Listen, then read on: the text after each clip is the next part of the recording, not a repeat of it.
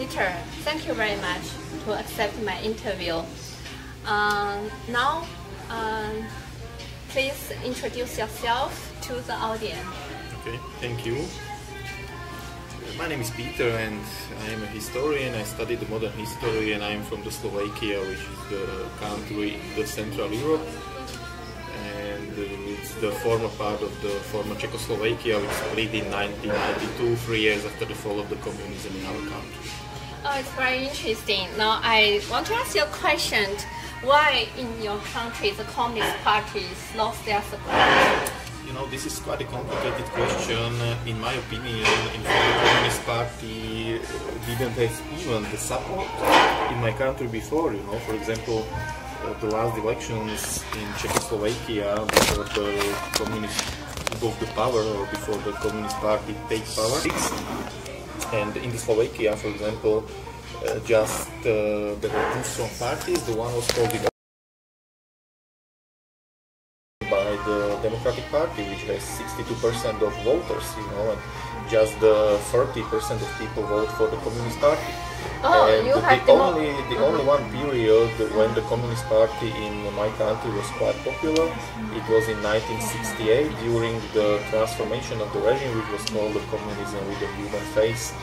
And actually, this day, 21st of the August, we commemorate the Soviet occupation, because this socialism with a human face, they try to improve regime, you know, and they make the democratization of the regime, and the Soviet Union responded by the occupation and sent the Warsaw Pact armies into the Czechoslovakia, you know.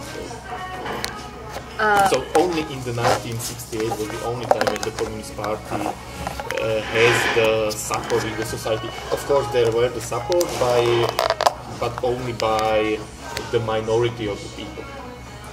Okay, I'm wondering, when you mentioned about the vote, means there is another party. But it was just in 1946. When the communists took power in 1948, they changed the regime, you know, and it was just the one-party regime. You know. Only it was Communist ruling Party. By the Communist Party, yes, it is right. Okay, but before the communists coup d'etat, or before they took the power, there were also the other parties, political parties. Right? And the people have the right to vote? Just part of the people, not the whole society, because it was after the Second World War. But the majority of people can vote. Okay, so you mentioned that because most people don't vote for the Communist Party. Yes, that's right. In Slovakia. So they lost their power, and then changed to another party, became the democracy. No, it was. In the 1968, the situation was that there were the elections. But in fact, the Slovakia, as a part of the Czechoslovakia, were liberated by the Soviet Union, by the Red Army. In fact.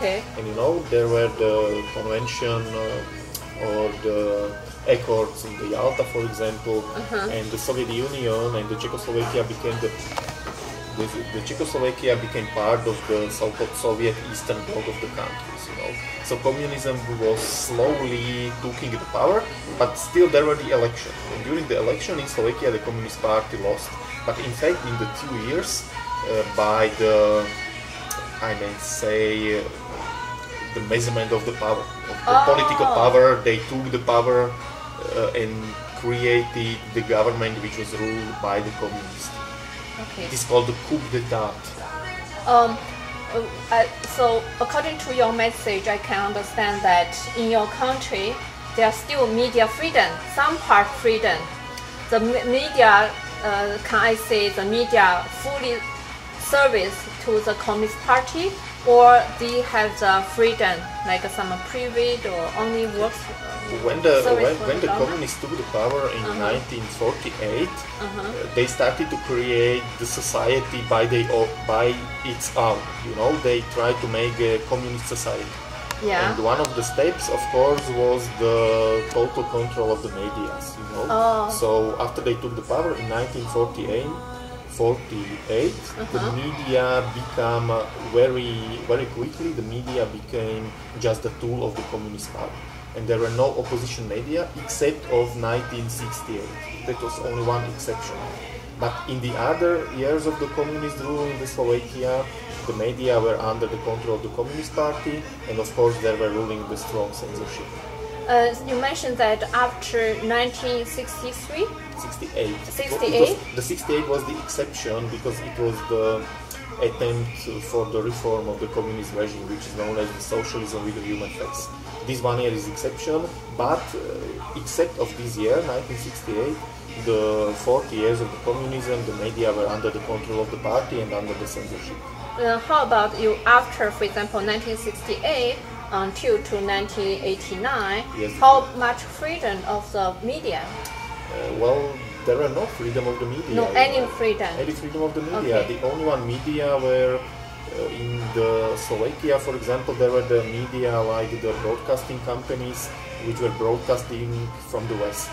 Okay. I mean the Radio Free Europe, for example, or for the people in the Slovakia, because Slovakia is quite a religious country, we are the Christians. It was the Vatican Radio, which was the voice of the Pope, for example. So these were the medias, but not in the communist countries. Their media were abroad, behind the Iron Curtain. But the media in the Slovakia or in the Czechoslovakia, they were under the control of the communist party. But if at that time, before the Communist Party's fall, before 1989, is your country's people can reach the media from outside, for example, from another country or from the Westerner, if they can have the foreigner newspaper, radio. No newspaper, but it was possible, but it was not easy. But it was possible to listening the foreign radio station. Oh. But it was not easy because there were radiogenic. Okay, so if people give different voice, for example, the critic the government at that time, what the government will give them the punishment? Everyone, if they against or oppose the government's policy, will set in the jail, or what the punishment with a different voice? It was very different because the communist regime it had its development. In the 1950s, it was really the hard period. It was really the period of the very harsh persecutions. I mean, people were sending to the jail, people were even killed, people were sending into the forced labor camps, and so on and so on. But during the 70s and 80s, the regime was quite different, and I may say that the persecution quite shifted. It was, of course, some people were sent even to the jail, but the persecution were like they will sack you from your job, for example, and so on and so on. So the persecution became much more in the social sphere than the physical persecution, like sending into the jail, tortured, killed, and so on and so on. It was typical for the 50s. But for the 70s and 80s, the persecution were like the social persecution, as I said, sacking from the job. Your children were not allowed to studying at the university, for example, and this kind of persecution. Okay, so after from 1978 to 1999, to during this time, if people against the government's oppose government policy and their children doesn't allow to go to the university. And how about the person? Several cases. In several cases, not very universal. It was not very universal, but also the critique against the regime was not in great extent. There were only some people who criticized the regime openly. So the other people were just sitting and criticized the regime, but just in their families, not publicly. Okay, another question is about the army, the military. Okay. How at that time when the Communist Party ruled your country, how the party control the military? They fully control? They say the military belong to the party or belong to the nation? They fully control the military, but the military is the quite special case, because the Slovakia, as a part of Czechoslovakia, we were the part of the Soviet bloc, and in the Soviet bloc there were it was called the Warsaw Treaty, and this Warsaw Treaty was in fact the military pact, and it was the military pact led by the Soviet Union, And the Czechoslovak People's Army, which was the official name of the Czechoslovak Army, was part of the Warsaw Pact. So this was the one tool of the control of the army, and of course the second one was the direct influence of the Communist Party, because in fact when you want to be the general or the higher officer, you should be the member of the Communist Party.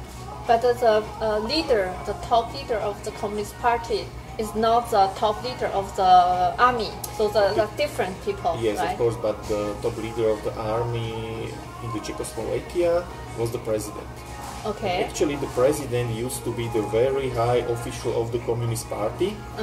Once again, this was the difference during the 60s, but for example, in 1975, once again, the position of the president of the republic and the general secretary of the Communist Party, it was the two positions, but in fact, it was only one man who was both the president, as well the general secretary of the Communist Party. Okay, could I repeat if I got the right message? Means the president of the country and is also the chairman of the party, That's right. but is not the chairman of the military committee. The commander of the military is another person. They are not the same person. Of course, the commanding of the army is quite complicated, but the head, I may say, from the formal point of the view, the head commander of the army in our country was the president. It was the head of the army. Of course, there was the general staff led by the soldiers, but from the formal point of view, the head of the army was the president. Okay, but I mean, it's just take the title, or he has a real power, the force. For example, if I'm the president, by the name, I'm also the head of the military, right? Yes, that's right. And you are the commander of the military. And I can control you. You have to obey to me, or Yes, you have to obey, because the president is the head of the army. Oh, okay. And of course, there were the other very influential persons, like was the Minister of the Defense. Okay. And as well the member of the Communist Party, and the people in the general staff were also the members of the Communist Party, and so on. So, but for example, at that moment in 1989, okay, and the president still takes the power of the head of the army, and when the protests threatened, the people asked him to dismiss his position. Yes. He didn't send the order to ask the soldiers to kill people. No, in reality, he can. He has the ability. Yes, but he didn't do it. He didn't do it. Yes, And how do you think about it? You have told me that because he feared people will get punished. Why? Because Chinese. The president sent the soldiers. Because it was the same year when the Chinese were the Tiananmen Square. Exactly. The situation in the Czechoslovakia was quite different, because firstly, the Communist Party was really on its decline in our country, which means that the situation in the country was not very good from the economic point of view, from the, I may say, the environmental disaster, violation of the human rights, iron curtain on the borders with the Western countries, and so on and so on. So many problems were in the Czechoslovakia, and the people accused the Communist Party from the way of the ruling. Okay. So the people was not very happy with the ruling of the Communist Party. So this is the first, I may say, the problem.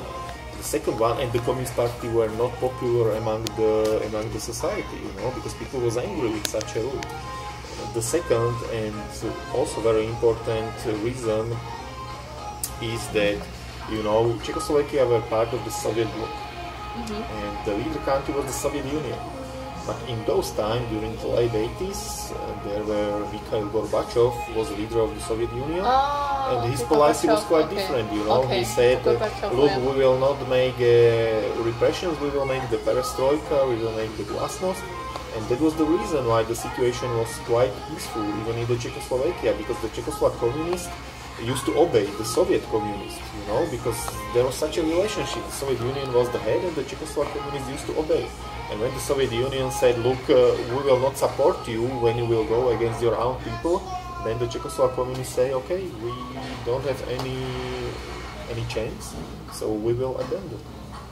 Oh, so there were two factors. The international one, which was the perestroika, glasnost, Gorbachev, because he understood that he lost the Cold War, so he abandoned as well the neighboring countries, Poland, Hungary, German Democratic Republic, and so on and so on. So the international context was that the communism was falling down in the Eastern Europe. So even the communist higher officers and higher party members can clearly see that the communism is falling down. So this was the first factor, and the second one was that the general population were among the Communist Party, and they were, of course, as well afraid of what can happen, because people were really angry during the late 80s. But I wonder in one question, you say many people angry to the Communist Party for their bad leader, for their poor economic development. But how people know this? You see, the media was controlled. So the media was not supposed to tell the truth. Okay, they were the control, but the control was not so strict during the late 80s. As I said, it was the time when Gorbachev said, look, now it is the perestroika, now it is the glasnost, so the media control was not so strong. And as I said, during the late 80s, it was the different situation, because, for example, the Western radio station were jamming during the period of communism, but this stopped in 1988. So the situation were changing. In general, I would say. And of course, when you are not happy with the economic development, you clearly see it on your environment. It's very visible. But I don't really think economic crash will cause a revolution. Look like North Korea. It's so very poor. So many people die in the famine, but they still take the power. Okay, but it's a completely different situation, because the regime in the Czechoslovakia was never even similar to the regime in the Northern Korea, also the European traditions and so on are quite the environment, different. But the North Korean close to China, unfortunately. We were also close to the Soviet Union, but in general, the people in the Slovakia or in the Czech Republic or even in the Central Europe, they are, in fact, the Western people.